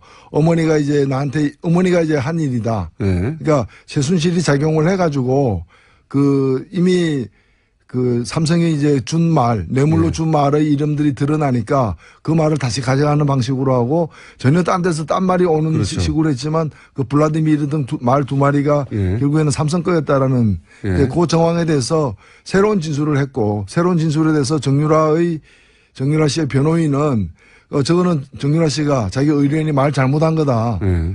또 이렇게 덮어버리려고 지금 하고 있는 상황이기 때문에 지금 현재 이제 계속 영장이 청구되는 부분은 뭔가 하면은 뇌물을 주고받았고 여기에 그 공모를 한 예. 그 과정에 공모한 당사자가 정유라다. 그래서 구속돼야 된다. 이 논리거든요. 예. 그러니까 이 논리를 좀 보강하는 정황 내지 증거가 나오고 있는 상황이기 때문에 다시 검찰 측에서 3차 영장을 청구할 가능성도 있다. 이렇게 보여집니다. 근데 삼성 관련은 영장이 안 떨어져가지고요. 그렇죠. 과거도 보면 뭐 그렇고. 지금 뭐 증인들도 나와가지고 아무 말도 안 하잖아요. 자기가 다 사인까지 했던 자기 진술서를 갖다가 그 조사받은 적이 있느냐에 대해서도 말을 안 하고 있잖아요. 그러니까 이 진술을 희한한 증인들이에요. 이 진술을 본인이 하셨습니까? 예. 사인한 건데 거기에 대해서도 침묵이에요. 예, 그러니까 그러면 이 피고 증인은 몇 년 몇 월 며칠 태어났습니까?도 얘기 안 하는 거예요. 자기가 태어난 사실도 인정 안 하는 거예요. 그런 거와 똑같은 거예요. 존재를 인정하지 않는 거예요. 그 법원 사법부에 증언하러 나오긴 나와요. 네. 나와서 이렇게 완벽한 침묵으로 일관하는 걸 본 적이 없거든요. 더군다나 재벌 사건도 많은데 나오면 뭘 말합니다. 뭐라도 아니다 기다. 근데 이 경우는 나오긴 나오는데 말을 안 해요. 아무 말도. 삼성은 사법부도 두려워하지 않는 거예요. 사실은. 그렇죠. 예. 뭐 법 위에 있으니까. 이런 거는 전례가 없는 경우입니다. 진짜로. 처음 있는 경우야. 이게 그래서 언론에서 비난이 쏟아져야 되거든요. 예. 삼성 관련은 언론 보도가 그렇게 많지가 않습니다. 이런 뭐 광고 돈줄을 쥐고 있으니까 언론도 참 안타깝게 영향받는 경우들이 있는 것 같아요. 그런 추정을 할 수밖에 없는 게 이건 전례가 없는 일이고 그 자체로 법정을 모독하는 거라고 공격할 수 있거든요. 충분히. 예. 자기가 쓴 것도 이거 본인이 쓴 거 맞습니까? 검찰이 물어봐도 사실 인정을 한 다음에 그 다음에 증언할 때 침묵해도 되잖아요. 혹은 거부하거나. 아무것도 대답을 안 해요. 예, 아무것도. 증인은 지금 법정에 나와 있으니까 얘기해도 아무 말 안 하는. 증인은 증인입니까? 이거 물어봐도 아무것도 대답을 안 하는 겁니다, 지금. 침묵. 그래서 이제 증인들을 더 이상 부를 필요가 없다고. 결국에는 이런 대응이 이걸 통해 가지고 이 관련된 사실들을 이제 제일 중요한 게 이제 뇌물이죠. 형량에 직접적인 영향을 미치니까 이걸 통해서 이재용 씨를 보호하려는 그렇죠. 네. 그런 이제 무리수를 두고 있는 상황이죠. 욕을 먹든 어쨌든 법정을 모독하는 것도 다 상관없는 거예요. 그냥 이재용 부회장만 보호할 수 있으면 그런 상황이 벌어지고 있고 그거를 모든 언론이 질타해야 되는데 우리만 질타하고 있습니다 지금. 예. 여기서만. 뉴스 공장의 존재 가치죠. 한 가지만 더 여쭤보고, 어제 JTBC에서 김경준 씨 인터뷰를 보도를 했습니다. 예. 이 사안은 지난 10여 년 이상 묻혀있던 사안인데, 예. 묻혀있었지만 사람들은 다들 기억하는 사안이죠. 예. 이 사건은 앞으로 어떻게 보십니까? 예. 저는 이제 박근혜 전 대통령이 이제 탄핵을 당했기 때문에, 이제 다음 순서는 이명박 전 대통령이라고 생각됩니다. 오히려 박근혜 정권에서 이명박 대통령 시절에 있었던 여러 비리나 문제들에 대해서 이 당시 박 정권이 나서서 그걸 갖다가 은폐하는데 여러 기여를 했다고 저는 보여졌기 때문에 그 당시에 있었던 여러 그 비리 의혹들 또 주요 정책의 어떤 그 문제점 이런 부분과 관련해 가지고는 진상규명이라거나 또는 이제 진실에 대한 어떤 조사가 필요하다고 봅니다. 이제 그 첫 출발이 김경준 씨 입을 통해서 시작된 것 같아요. 네. 네. 그게 JTBC가 한 번 보도하고 말 것 같지는 않고요. 네. 앞으로 이어질 것 같고. 요 분야는, 대표님도 전문 분야 아닙니까? 자, 앞으로 제가 보기에는, 이명박 전 대통령에 대한 얘기가 나올 수밖에 없는데, 노회찬 원내대표가 크게 활약이 기대되는 분야입니다. 정의당도 당대표가 곧 선출되죠? 예, 그렇죠. 네. 누가 될 거라고 보십니까? 예, 좋은 분이 될 겁니다. 유일하게 비겁한 답변이었습니다. 자, 오늘 여기까지 하겠습니다. 예. 지금까지 정의당 노회찬 원내대표였습니다. 감사합니다. 네, 감사합니다. 불친절한 AS. 강아지 한 마리 입양했는데 이름을 어준으로 지어도 되나요? 어떻습니까? 네. 참고로 저도 강아지 한 마리 키우는데요. 예. 이름이 라디시옹입니다. 불어로 계산서라는 뜻입니다. 돈이 많이 들어가지고. 이름을 계산서로 지었어요. 네. 어준 어떻습니까? 계산서도 있는데. 자, 누가 멀리서 듣나. 백야를 보면서 노르웨이 트롬소 북위 70도. 예. 가장, 북극에 가까운 곳에서 듣는 분인 것 같은데. 북위 70도에서 백야를 보면서 듣고 있습니다. 박순영 씨. 네. 노르웨이 교통상황은 생각하겠습니다. 뉴욕에서 듣고 있습니다. 뉴욕 센트럴파크역 이스트 98번가. 예, 좋은 동네 사시네요. 날씨가 화창하고 덥지 않고 바람은 엄청 불고 있습니다. 예. 교통정보가 아니라 이제 기상정보도 전해주시네요. 예. 뉴질랜드 북섬 오클랜드입니다. 낮 최고 기온 14도, 다소 쌀쌀. 비 소식은 없고 한동안 추운 날씨가 예상되고 있답니다. 누가 멀리서 듣나 계속 보내주십시오. 저희가 이 중에 최소한 한 분과는 직접 인터뷰를 해볼 생각입니다. 여기까지 하겠습니다.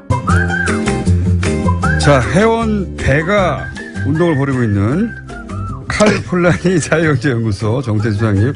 해원 지난주에 얼마나 들었습니까?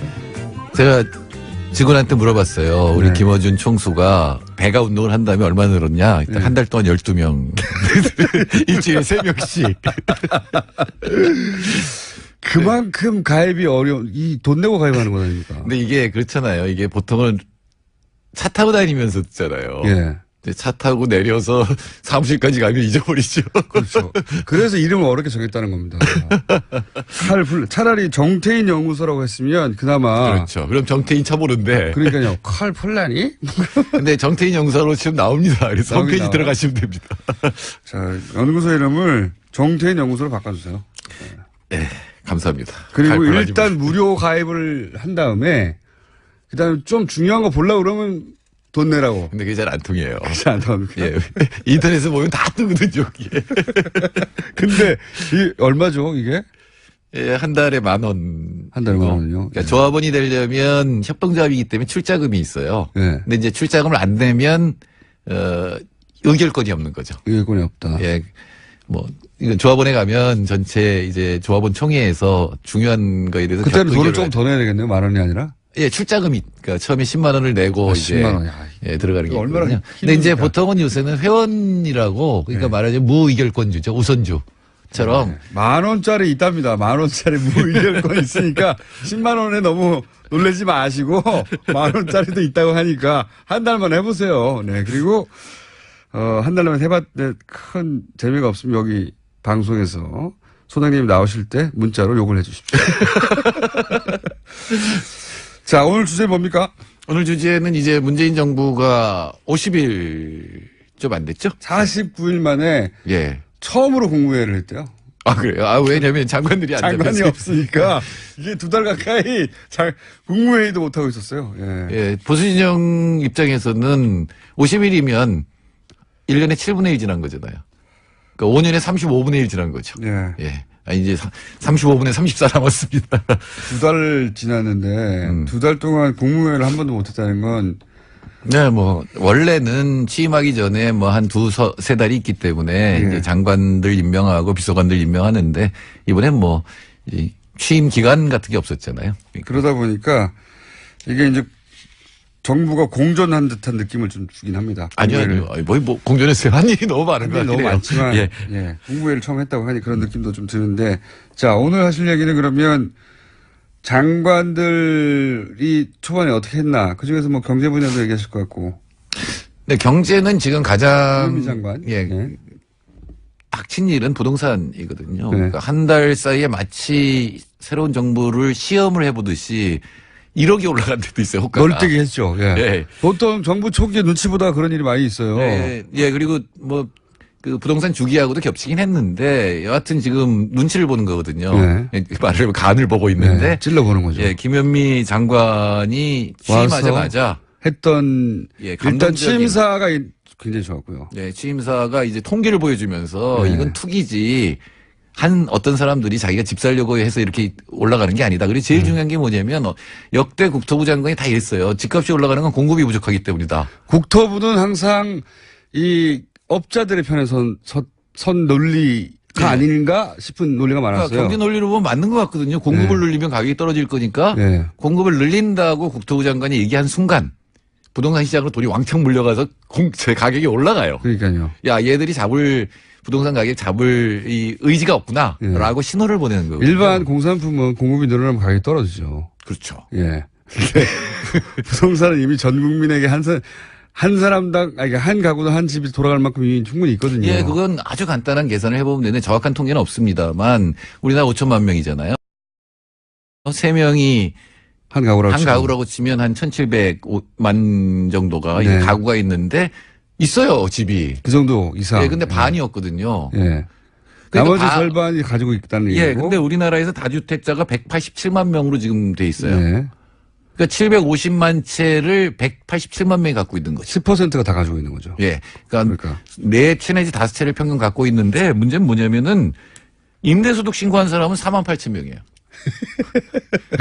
187만 명이 4채 내지 5채를 갖고 있는데 그중에 4만 8천 명만 세를 줬다고 신고한 거예요. 예. 나머지 뭐예요, 너희들이가. 신고하지 않거나 실거주한다고 뻥을 치거나 네. 뭐 한 그런 사람이 거죠. 근데 4군데 5군데 동시에 사는 건 좀 불가능해요. 선호공 정도 되면 되죠. 예. 그게 이렇게 이제 분신술로. 예, 뭐 별장을 너도 군데 가질 수는 있는데 그럴 수 있는 사람은 적을 거고 전부 임대 소득을 올리고 있는데 세금을 안 내는 거죠. 그래서 이제 김현미 장관이 국토부 장관으로는 굉장히 이례적으로 그게 다 투기 때문이다. 네. 라고. 보통 국토부 장관의 역할은 공급을 늘려주고 부동산이 활성화되도록 하는 역할을 많이 했었거든요. 그러니까 건설업자 편이죠. 네. 근데 분명히 김현미 장관이 이건 수요의 문제라고 얘기를 한 거예요.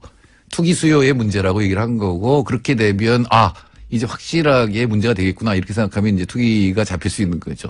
제가 보기엔 처음이에요. 국토부 장관이 이렇게 얘기한 거는.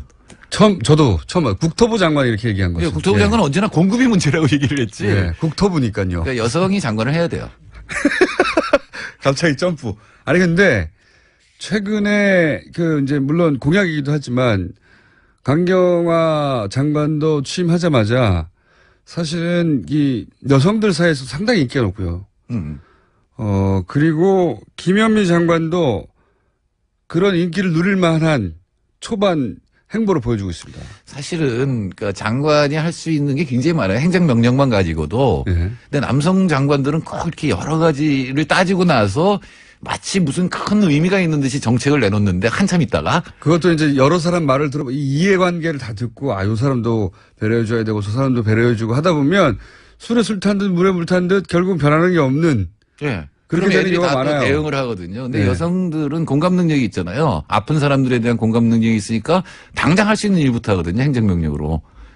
그게 핵심입니다. 그래서 저는 웬만한 사회부처는 다 여성 장관으로 다 바꿔버리고 싶으세요? 예. 지금 아까운 분이 장관 하실 분이 비서관으로 갔어요.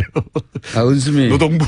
은수미 전 의원이요. 저는 그 은수미 그때 옛날에 박사일 때 만났는데 이렇게 얘기하더라고요. 노동 분야의 최고수죠, 최고수. 행정명령으로 할 수 있는 게 노동 문제의 70%래요. 그래서 그때는 제가 호기롭게 장관해라 너. 이랬는데. 아니면 임명권을 먼저 가진 다음에 얘기하세요. 예, 그게 문제입니다. 임명권도 없었어. 장관해라 너. 그러면 장관이 됩니까? 아무 소용없는. 하기는 은수미 비서관이 이제는. 네. 청와대 비서관으로 들었습니다. 조국 수석한테 국가 이렇게 얘기 안 한다 그랬는데 저도 이제. 둘이 이렇게 은수미한테 너 이렇게 얘기하면 안 되죠. 두 분이 친구랍니까? 동기죠, 동기. 그렇군요. 산업행의. 그렇죠. 그렇군요. 저도 여성 장관, 그러니까 그런 생각, 여성 장관들이 훨씬 더 잘할 거라고 생각하는 것이 말씀하신 대로 이제 감성의 문제도 있고 그리고 이제 남자들이 사회생활을 하면서 맺어왔던 관계들 때문에 그 관계들을 일정 정도 계속 배려하면서 본질을 놓치는 경우가 많은데 이 여성 장관들이 훨씬 직관적이고 본질을 놓치지 않는다. 다이렉트로. 그런 면에서는 우리 김상조 위원장은 여성스러워요. 즉각적으로 필요한 것들 지금 하고 있거든요. 맞습니다. 예. 그 국방부 구미에서 국방부 장관을 여성으로 계속 임명해 나가는 추세란 말이죠. 네. 그것도 이유가 있는 것 같아요. 그분들이 대부분 군의 경력이 없어요. 예, 경력이 있기가 어렵죠, 좀. 네. 네. 군의 경력이 있는 분이 한 분 정도 있는 걸로 아는데 해군 중령이었던가요? 그런데 다른 유럽 국가들이 군 경력이 없는 사람들이 회계사 출신도 있어요. 근데 회계사가 하면 좋겠네요. 왜냐면 군에는 방산비리 굉장히 많기 때문에 회계사가 보면 다 이렇게 보이니까 눈에. 근데 그런 여성 국방장관을 자꾸 임명하는 이유가 잘하더라는 겁니다. 그렇죠. 그럴 줄 몰랐는데 네. 처음에는 상징적인 조치였는데 잘하더라는 거죠. 그래서 우리나라도 여성 장관의 수를 늘려야 된다는 생각을 점점 김현미 장관 하는 거 봐도 그렇고. 밖에서 우리 정 PD가 김어준 내각에서 은수미 비서관을 노동부 장관으로 넣었었는데. 네, 임명할게요, 그러면. 예, 조건을 잡으십시오. 저한테 그러지 말고. 저희 PD들한테 방송국 다 나눠줬거든요, 미리. 벌써? 벌써 1월 달에 다 나눠줬어요, 제가. 방송 2개씩 나눠준 것도 있고요. 자, 그래서 김현미 장관이 실제로 한 조치가 시장의 메시지로 전달돼서 시장이 반응하고 있습니까? 예, 일단 떴다방 같은 것들은 이제 행정 조치를 취하니까 없어졌고, 그 다음에 김 장관이 26일 날 한 일은 뭐냐면 동대문 휘경동에 있는 청년 전세임대 주택에 갔거든요. 예. 그러니까 지금 수요가 문제라고 얘기를 했잖아요, 취임사에서. 근데 이제 공급에 대한 얘기를 하러 청년 임대주택에 간 겁니다. 공급은 공공임대주택을 공급하겠다. 이렇게 이제 얘기를 해서. 보통은 중대형 아파트 공급을 늘리겠다 이런 식으로 그게 얘기하는데. 이제 부동산 업자한테도 좋고 가격이 올라가서 경기를 살린다 뭐 이런 게 있는 항상 거죠. 그래왔는데 그게 아니라 이제 임대주택을 늘리겠다고. 그러니까 임대주택 늘리겠다는 얘기는 또 장관이 다 했어요. 공급 측면에서. 근데 네. 이번에는 상징적으로 첫 번째 방문지가 청년과 신혼부부를 위한 임대주택을 늘리겠다라고 얘기를 하고 금년에 구체적인 수치를 얘기를 했기 때문에 그러니까 가난한 사람들, 어려운 사람들에 대해서는 바로 살 수 있는 집을 주고 네. 투기는 작겠다라고 하는 명확한 의지를 밝힌 거죠. 그래서 이제 부동산 가격이 좀 주춤합니다. 실제 시장이 반응하고 있어요. 그리고 네. 김현미 장관 본인이 부동산 문제로 스스로 자기 집 문제로 뭐 대부분의 생활인들이 그렇지만 국회의원이었음에도 불구하고 이런 어려움들이 있었다 얘기를 본인 경험에서 나온 것도 있는 것 같아요 보니까. 그렇죠. 보통 사람은 집 때문에 굉장히 고생을 많이 하거든요. 네, 한 채가 그렇죠. 있거나 없는 사람은 정말 고생을 하는데. 있어도 한 채도 어렵고요. 제가 경제학자라고 괜히 집 팔라고 했다가 지금 전세금 몰려달라고 해서 지금 차에서한테 아주 고통. 자, 경제학자가 돈 버는 거 못 봤어요 저는. 네, 경제학자들 중에 주식에서 성공한 사람이 역사적으로 2명밖에 없어요. 리카도하고 케인즈 두 사람밖에 없어요. 1분밖에 안 남았는데. 벌써. 예. 오늘 잡담이 너무 길었습니다. 한 가지만 얘기해 보죠. 지금 김상조 공정위원장이 4대 그룹 간담회를 했잖아요. 재벌들을 만났어요. 네. 무슨 얘기를 했는지. 그러니까 알아서 해라라고 얘기를 한 거죠. 기본적으로는. 예. 예. 그리고 이제 삼성 공정하게만 하는지 내가 감시하겠다. 예, 삼성 권오현 부회장이 한 얘기가 재밌는데 서로 굉장히 얘기가 다른 줄 알았는데 이제 이해도 했다. 그런 정도 얘기고 이제 알아서 하라 그러면서 동시 채찍도 들었죠. 그러니까 지금 김상조 위원장이 옛날에는 그 복잡한 기업 지배 구조 얘기를 하다가 실제로 하는 일은 뭐냐면 재벌의 내부 거래 잡겠다는 거거든요. 내부 거래를 잡겠다. 그러니까 위장 계열사 만들어서 막 키워주는 거 몰아주기 또 하나는 외부 갑질 하청에 대해서 잡겠다. 그래서 현대 위화가 지금 문제가 되는 거잖아요. 그렇군요. 저는 김상조 위원장이 하는 거는 무조건 찬성입니다, 사실은. 자. 재벌 총수가 공정위원장한테 찬성이에요. 자, 오늘 여기까지 하겠습니다. 자, 가입을 애타게 기다리고 있는 정태인 소장님의 칼플란이 가입하시고요. 저는 김원준이었습니다. 내일 뵙겠습니다. 안녕!